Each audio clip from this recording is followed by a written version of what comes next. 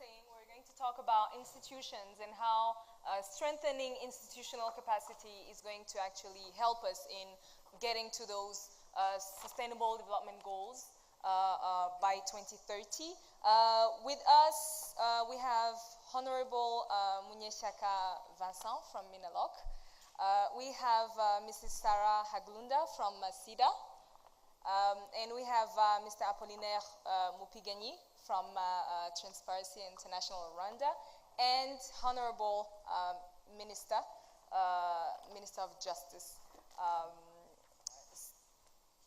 to talk about strengthening institutional capacity. We know that Rwanda has made great strides towards that, and we are going to see how this can actually help us get to our main objective, or what we're talking about now, having no poverty or less poverty by 2030.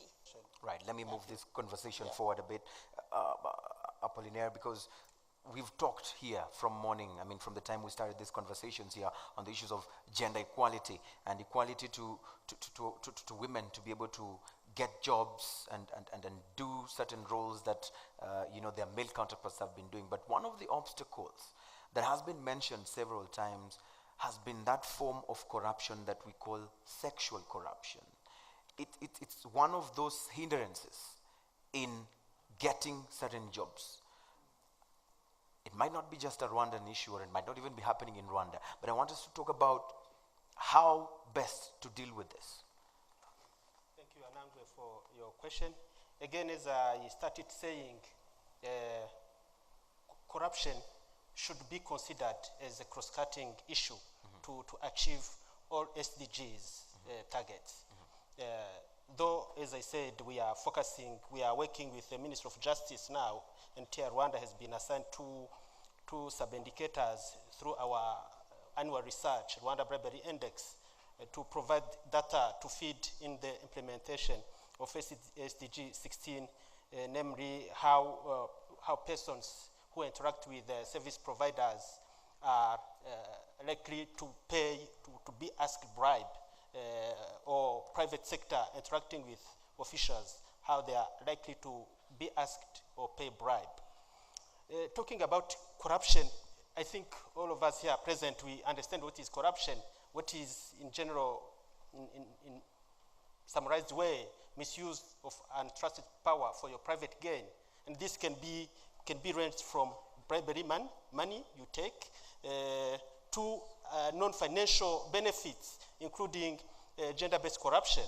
And at TI-Rwanda, we carried out a research analyzing how the prevalence or likelihood of experiencing such type of corruption, how it is in our country, and we found that respondents said, yes, it does exist. But again, the challenge, the key issue is really how citizens are reporting such corruption. In Rwanda, when we look at the status of preventing and fighting corruption, Rwanda is really at the high top of controlling corruption, as it is shown by, for example, by the last Corruption Perception Index, where Rwanda was ranked 44 at the global level and the 4th least country in Africa. So this shows really how there is strong political will, legal framework, and institution to prevent and fight corruption. But again, the victims, the level of reporting corruption is still very, very low. From our research, Rwanda Bribery Index, it is less than 25% of those who experience corruption who take action to report. Could it be because they don't feel like something will come out of it? Could it be a trust issue? What could it be? No, it's again still a mindset, because there is always information shared, very clear legal framework institutions, including civil society, but still the level of reporting is low. And this comes even worse with gender-based corruption, because this involves your personal matter.